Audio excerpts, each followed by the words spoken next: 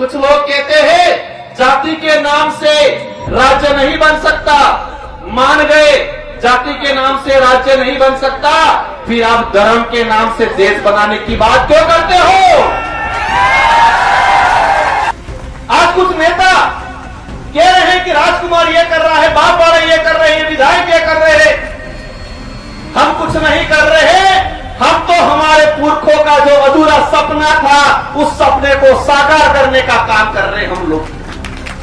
इस मंच से हम कहना चाहेंगे, जो बिल प्रदेश के विरोध में जो नेता है या कांग्रेस या बीजेपी के, बिल प्रदेश के विरोध में एक सम्मेलन करके दिखाओ, हम देखते हैं कितने लोग आए। महाराणा प्रताप आज देश नहीं पूरे विश्व में महान माने जाते हैं। इसका सबसे बड़ा श्रेय जाता है भील समुदाय, क्योंकि गले भीलों ने कटवाए। वो जनसैलाब राजस्थान, मध्य प्रदेश, गुजरात, महाराष्ट्र और दादरा नगर हवेली की राजधानियों तक, वर्तमान में जो मुख्यमंत्री है उन तक ये आवाज पहुंचेगी। और आज का जो जनसैलाब जो पहुंचा है, ये गूंज दिल्ली तक भी पहुंचेगी।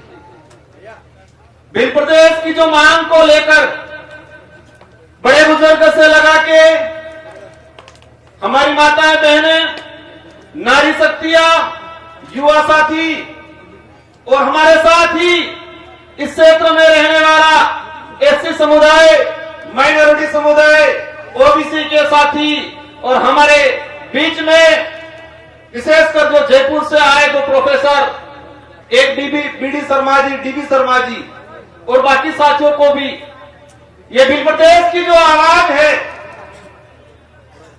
आप सभी सोशल मीडिया के माध्यम से सुनते आए होंगे। कुछ लोग बिल प्रदेश की मांग के विरोध में एक माहौल बना रहे हैं।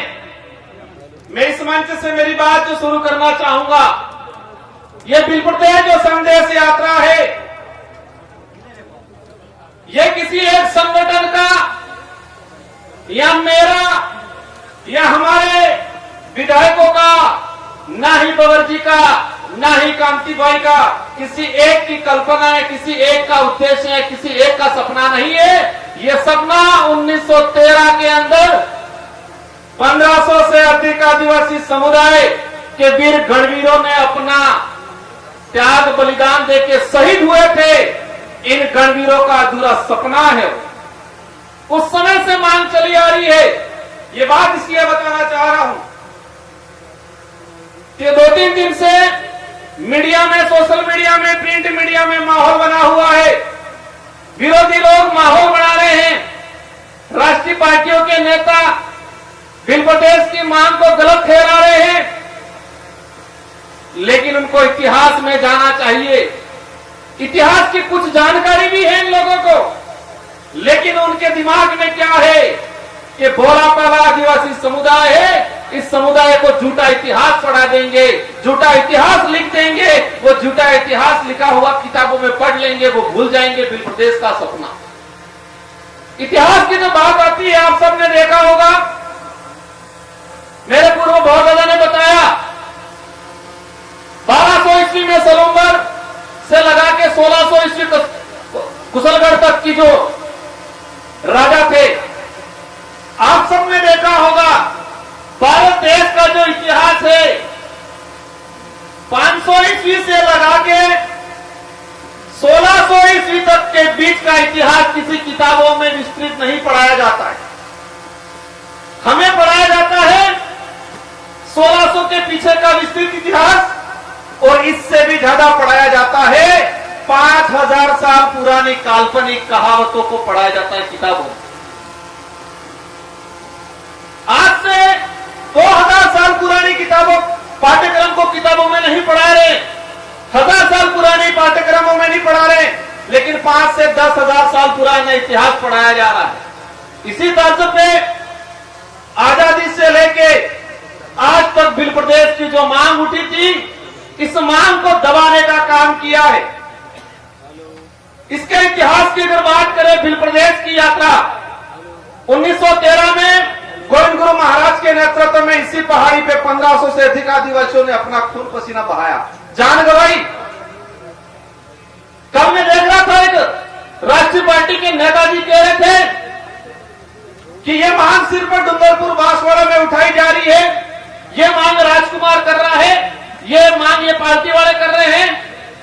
इनको जानने की जरूरत है, 1913 के अंदर गोविंद गुरु महाराज के नेतृत्व में बिलराज की मांग यहां उठी थी। 1925 में ही महाराष्ट्र का सतकुंडा कुंसी जो इलाका है, उस इलाके में नंदुरबार नासिक इलाके में उठी।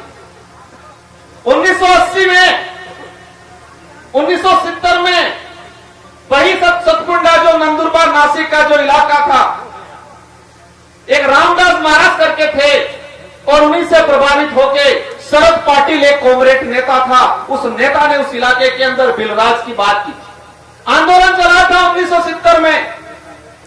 1980 के अंदर 1980 से लगा के 1990 विशेषकर दिलीप सिंह जी भूरिया 7 बार सांसद रहे मध्य प्रदेश से, और वो भाजपा के भी लीडर बने थे। इन्होंने बिल प्रदेश की बात की थी। सोमजी भाई डामोर गुजरात से आज मुख्यमंत्री जी आते हैं, लेकिन इनसे भी बड़े लीडर थे वो। इन्होंने बिल प्रदेश की मांग उठाई थी। दिलीप सिंह जी भूरिया, आज वो नेता कह रहे हैं कि राजकुमार मांग रहा है, राजकुमार नहीं मांग रहा है, इस क्षेत्र का एक छोटा छोटा बच्चा बिल प्रदेश मांग रहा है। बिल प्रदेश की लड़ाई को लेके यहां शहीद हुए, भुला मालोरिया के अंदर शहीद हुए, ऐसे ऐसे कई आंदोलन हुए। और आजादी के बाद भी 2016 में भाजपा के लीडर थे, लेकिन उनके अंदर आदिवासियत थी। नंदलाल जी मीणा 2016 में बोला था, मैं मंत्री हूं लेकिन सरकार का गिरवी नहीं रखा हूं मैं, बिल प्रदेश के लिए मंत्री पद भी छोड़ना पड़े तो छोड़ दूंगा, ये नंदलाल जी मीणा ने बात रखी। आज कुछ नेता कह रहे हैं कि राजकुमार ये कर रहा है, बाप वाले ये कर रहे हैं, विधायक ये कर रहे हैं। हम कुछ नहीं कर रहे, हम तो हमारे पुरखों का जो अधूरा सपना था, उस सपने को साकार करने का काम कर रहे हैं हम लोग। हमारे पुरखों का जो त्याग बलिदान, इन्होंने जो शहादत दी है, उस शहादत को सम्मान दिलाने का काम कर रहे हैं हम लोग। वो हमारा फर्ज है, क्योंकि हमारे अंदर आदिवासियत है, आदिवासियों के हक अधिकार के लिए लड़ते हैं, आदिवासियों का डीएनए है। आदिवासी समुदाय ने आज इस संकट में इस स्तर पे समाज को छोड़ा है। कल देखा होगा, एक बड़े भाजपा के नेता कह रहे थे कि गौरवशाली राजस्थान के इतिहास को राजकुमार रोत ने बिल प्रदेश का नक्शा जारी करके गौरवशाली राजस्थान के इतिहास को तोड़ने का काम किया है, कलंक लगाने का काम किया है, ये बात बोली। बिल प्रदेश का नक्शा मैंने जारी नहीं किया है। बिल प्रदेश का नक्शा अंग्रेजी शासन काल से लगा के वर्तमान जो समय में जिस इलाके के अंदर बाहुल्य क्षेत्र है, जिस इलाके के अंदर विकास नहीं हुआ है, वो सभी मिलकर बिल प्रदेश की बात कर। 1896 के अंदर अंग्रेजों को लगा ये ट्राइबल टेरिटरी है, यहां पर इंटरफेयर करना खतरे से खाली नहीं है, बिलों से पंगा नहीं लिया जा सकता है। इसलिए उन्होंने 1896 के अंदर बिल प्रदेश कंट्री के नाम से नक्शा जारी किया। बांसवाड़ा के एक दो लोफेसर और हमारे पड़ोसी लोकसभा के सांसद, में नाम नहीं लेना चाहूंगा, नाम इसलिए नहीं लेना चाहूंगा कि मैं मेरी जबान को गिराना नहीं चाहता उनका नाम लेके। क्या बोल रहे हैं कि राजकुमार रोड पे राजद्रोह का मुकदमा दर्ज होना चाहिए, ये बोल रहे हैं ये लोग। किस बात के लिए बोल रहे हैं? कि उसने कंट्री का नक्शा जारी किया। आप तो लोफेसर हो, आप तो अधिकारी हो कि नेता बने हो। कंट्री का अर्थ होता है एरिया, क्षेत्र होता है, न कि देश होता है। अंग्रेजी शासन व्यवस्था में, उसके बाद उससे पहले राजा रजवाड़ी व्यवस्था में जितना जो रियासत काल के इलाके होते थे उसको अंग्रेजी शासन व्यवस्था के लोग अधिकतर कंट्री के नाम से, एरिया के नाम से आइडेंटिफाई करते थे। तो ये इलाका बिन प्रदेश कंट्री के नाम से उस समय जाना जाता था। मतलब क्षेत्र, एरिया, समुदाय विशेष बाहुल्य क्षेत्र, इलाका ये होता। राजस्थान के गौरव की बात करते हैं। राजस्थान का गौरव आदिवासी समुदाय के बिना, उनके बलिदान के बिना अधूरा है। 1576 के अंदर हल्दी घाटी के अंदर महाराणा प्रताप के साथ कंधे से कंधा मिला के अगर वहां के आसपास के भीलों ने साथ नहीं दिया होता तो वीर शिरोमणि महाराज महाराणा प्रताप आज देश नहीं पूरे विश्व में महान माने जाते हैं। इसका सबसे बड़ा श्रेय जाता है भील समुदाय, क्योंकि गले भीलों ने कटवाए। तो राजस्थान का गौरवशाली इतिहास मेवाड़ की आसपास की धरती से, हल्दी घाटी से शुरू होता है और हल्दी घाटी से आसपास इलाके के अंदर ही राजस्थान का गौरवशाली इतिहास खत्म होता है।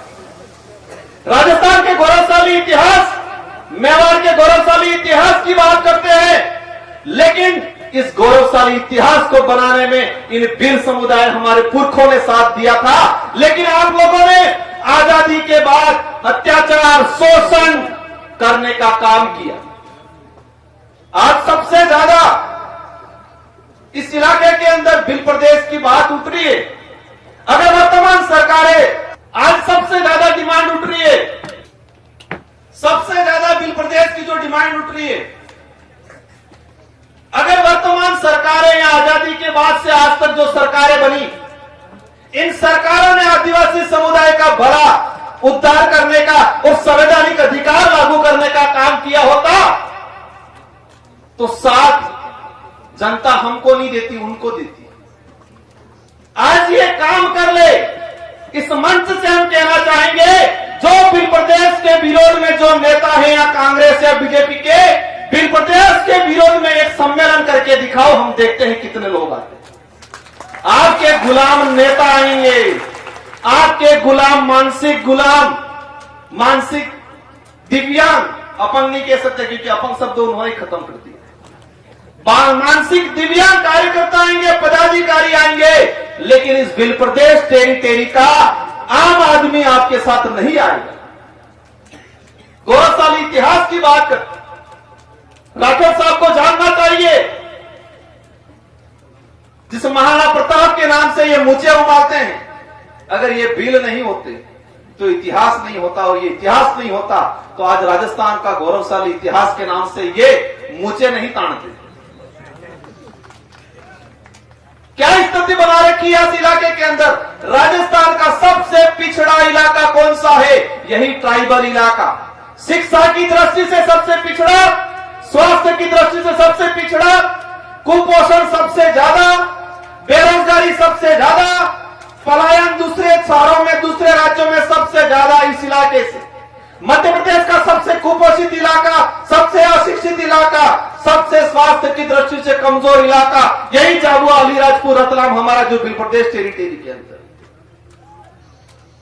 गुजरात का देख लो, गुजरात के विकास मॉडल की बात करते हैं। गुजरात में आज भी वन विभाग के अंदर 1 लाख आदिवासी परिवार आज अपना घर बना के बैठा हुआ है, आज उनको पट्टा नहीं मिला है। सरकारी रिकॉर्ड कह रहा है, वन विभाग पहले आया या आदिवासी पहले आया? तो आदिवासी पहले आया, वन विभाग को, उस वन को उपजाऊ बनाया, उसको संजोया, उसको तैयार किया और आज अतिक्रमण के नाम से हटा रहे। गुजरात के अंदर 1 लाख आदिवासी वन विभाग की भूमि पे रह रहे हैं। हमारी नजर में वो मालिक है उस जमीन के, लेकिन सरकार की नजर में क्या है? अतिक्रमणकारी। मध्य प्रदेश के अंदर 3 लाख आदिवासी वन विभाग की भूमि में रह रहे हैं आज, हमारी नजर में वो का मालिक है। राजस्थान के अंदर 52,000 आदिवासी परिवार, महाराष्ट्र के अंदर 2 लाख आदिवासी परिवार। इस तरह से पूरे देश के अंदर आज की तारीख में 26 लाख आदिवासी परिवार वन विभाग की भूमि पे रह रहा है। ये सरकारी आंकड़ा, केंद्र सरकार का जो जारी किया आंकड़ा वो है सरकारी आंकड़ा। अब समझ लो कि कई भाई ऐसे हैं हमारे जो आज भी सरकारी आंकड़े में नहीं है, लेकिन वन विभाग में। देश के अंदर 2011 की जनगणना के आधार पर 8% मतलब 13-14 करोड़, और आज की तुलना में आज के समय में हम काउंट करते हैं तो 17 से 18 करोड़ आदिवासी देश के अंदर है। और वन विभाग की भूमि पे इसमें 1.5 से 2 करोड़ आदिवासी आज भी वन विभाग की भूमि, बिन प्रदेश की धरती पे 30% जनसंख्या आज भी राजस्व भूमि मतलब राजस्व या चारागाह की भूमि पे आज मकान बना के बैठा है। हमारा भाई आजादी से पहले मेरे दादाजी सुनाते थे, जब भानगढ़ पे फौज आई हमारे घर के आसपास से गई तो कहते थे यहां पर पानी पी के गए, हुआ था वहां 1913 में। उस समय से हमारे वहां बाप दादों का मकान बना हुआ है, कई मकान आज भी बिलाना में। सरकार आके कहती है आप अतिक्रमणकारी हो। आज देखा जाए कुछ लोग कहते हैं जाति के नाम से राज्य नहीं बन सकता, मान गए जाति के नाम से राज्य नहीं बन सकता, फिर आप धर्म के नाम से देश बनाने की बात क्यों करते हो? जाति के नाम से राज्य नहीं बन सकता, मान लिया मैं, फिर धर्म के नाम से हिंदू राज बनाएंगे, ये बात क्यों करते हो? क्योंकि इस देश के अंदर सभी धर्म के लोग रहते हैं, सभी जातियों के लोग रहते हैं। बिल प्रदेश जो डिमांड है वो डिमांड सांस्कृतिक आधार पे है। संविधान की अंदर अनुच्छेद 2 में 3 में भाषाई आधार पर राज्य बन सकता है।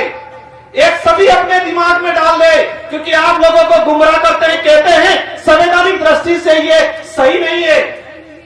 पहले संविधान पढ़ लेना चाहिए उन लोगों। भाषाई आधार पर राज्य बनता है।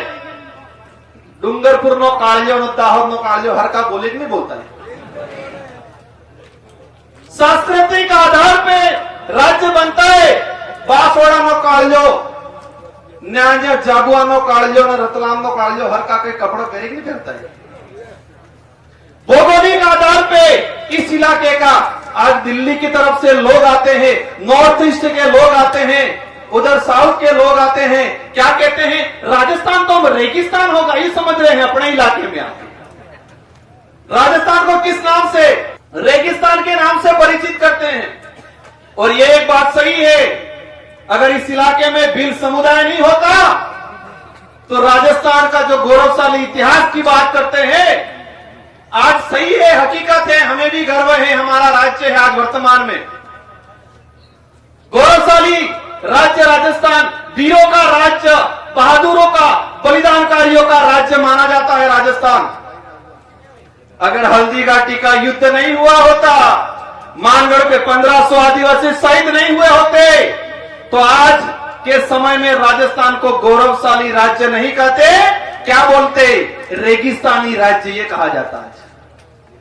अगर भीलों ने त्याग बलिदान, उनका खून पसीना हल्दी घाटी में अकबर की सेना को उल्टे पैर नहीं भगाया होता तो राजस्थान को वीरों की धरती नहीं, रेगिस्तान की धरती के नाम से जाना जाता है।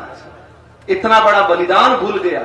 आज आदिवासी समुदाय का विरोध करते हैं। मेरी नजर में और मेरी नहीं सबकी नजर में जो आदिवासी समुदाय का विरोधी है वो सब विदेशी है, ये मान सकते हैं अपन लोग।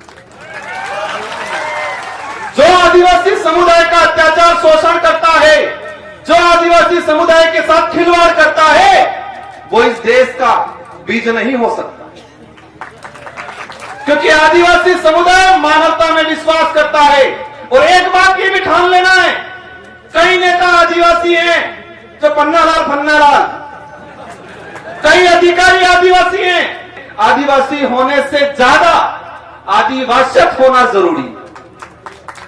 आदिवासी होना जितना महत्वपूर्ण है उससे ज्यादा महत्वपूर्ण इसके अंदर आदिवासियत होना जरूरी है। मामा बालेश्वर को आज अपन भगवान मानते, वो आदिवासी समुदाय से नहीं आते थे। आज में वो डीबी शर्मा जी आए, उनसे याद है बीडी शर्मा जो छत्तीसगढ़ बस्तर के अंदर कलेक्टर थे। और एक बात आप सबको जानने की जरूरत है कि इस देश के अंदर एकमात्र जगह है जहां पर संविधान मंदिर बना हुआ है वो बस्तर में बना हुआ है, संविधान मंदिर बना हुआ है। लेकिन एक बात यह भी समझनी है कि जो भी गैर आदिवासी समुदाय का व्यक्ति अगर आदिवासी की बात करता है उसके साथ भी ये घिनौनी हरकतें करते हैं। बीडी शर्मा कलेक्टर थे बस्तर के अंदर, उन्होंने देखा आदिवासी समुदाय जो मानवता में विश्वास करता है, जीव मात्र में विश्वास करता है, बड़वन जी वो जो बता रहे थे सांप को भी नहीं मारता है, ऐसे समुदाय के साथ अन्याय हो रहा है। मैं कलेक्टर हूं, उस कलेक्टर रहते हुए उस व्यक्ति ने इस्तीफा दे दिया और आदिवासी समुदाय के साथ खड़ा रहा। वो कलेक्टर थे, इस्तीफा दे दिया, इस्तीफा देके आदिवासी समुदाय के साथ खड़ा रहा। हस्त्र क्या हुआ? आदिवासी विरोधी जो विदेशी ताकतों के लोग थे उन्होंने इस कलेक्टर को भी नंगा करके जूते पहना के शहर में जुलूस निकाला, लेकिन फिर भी उस आदमी ने हार नहीं माना। इसलिए हमारे भी समाज के इस बिल प्रदेश की मुहिम का सबसे ज्यादा विरोध कौन कर रहा है? आदिवासी समुदाय के कुछ मानसिक दिव्यांग नेता जिनको उनकी पार्टी में नंबर बढ़ाना है वो लोग विरोध कर रहे हैं। कर रहे नहीं कर रहे? एक तो बिल पिला गया है, 2-3 वीडियो जारी कर दिए, राजकुमार और सब हमारे 3-4 साथियों के नाम लेके। पिछली बार भी तिल मिला गए थे। लेकिन एक बात ये, और मैंने कल मीडिया में भी कहा था, ये डिमांड ये लोग क्या सोचते हैं, ये 3-4 बड़े बड़े लोग हैं उनको कहीं फंसा दो ताकि ये मामला जप जाएगा। नहीं जपेगा। राजकुमार रहे नहीं रहे, बवर्जी रहे नहीं रहे, हमारे लीडर जो है वो रहे नहीं रहे, लेकिन ये चिंगारी ऐसी जग गई है कि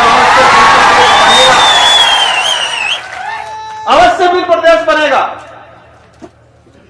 और ये चिंगारी मध्य प्रदेश, कुछ साथी आए थे सुबह 4-5 बजे अपने घर पे कि हमारा बिल प्रदेश के नक्शे के अंदर हमारा एरिया नहीं लिया गया।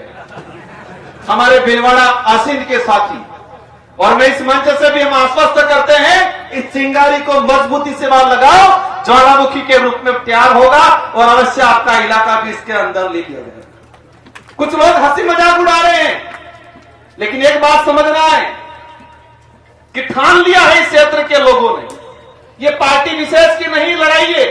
कांग्रेस बीजेपी के लीडरों ने भी कहा था, कई लोगों ने मांग उठाई है, लेकिन जिन कांग्रेस बीजेपी के लीडरों ने बिल प्रदेश की मांग उठाई उनको घर पे बिठा दिया उनकी पार्टी ने। लेकिन यहां पर क्या, यहां तो नहीं उठाओगे तो घर पे बिठा देंगे, यही है कपड़ा मामला। तो अगर नहीं उठाया तो घर पे बिठा देंगे। आज देश के गृह मंत्री ने बोला बिल प्रदेश की बात को, लेकिन हमारे उदयपुर के सांसद कह रहे हैं कि इस बिल प्रदेश की जो बात है किताब से पाठ्यक्रम से हटाया जाए। आज सबको ठान के जाना है कि घर घर में, गांव गांव में, परिवार परिवार में बिल प्रदेश की मुहिम। बिल प्रदेश अगर बनता है तो कुपोषण दूर होगा, अशिक्षा जो आज यहाँ स्थिति फैली हुई है, हमारा समुदाय इस क्षेत्र में रहने वाला, हमारे साथ जो व्यवहार बना के रहने वाला हर वर्ग का, हर इंसान का उद्धार होगा। बिल प्रदेश नहीं बनने से बहुत नुकसान हुआ है, बिल प्रदेश बनने से अनेक फायदे होने वाले हैं, उस पे किसी और मंच पे बात करेंगे। ये बोलने अकेले की लड़ाई नहीं है, आपको गांव गांव, घर घर, ये लड़ाई राजनीतिक नहीं है, ये लड़ाई अस्तित्व की है, संवैधानिक अधिकारों को लागू कराने की है, हमारे आने वाली पीढ़ी को बचाने की लड़ाई है। इसलिए हम सबको मिलकर लड़नी है। इन्हीं शब्दों के साथ आप सबको धन्यवाद, आभार। और इस आज से ठान के जाना है कि अगले साल, आने वाले साल बिल प्रदेश का ये जो कारवा है पूरी 2 से 3 पहाड़ियां ढक जाए, इस मुहिम के साथ हम चलेंगे। इन्हीं शब्दों के साथ आप सबको धन्यवाद, आभार। जय जोहार, जय बिल प्रदेश।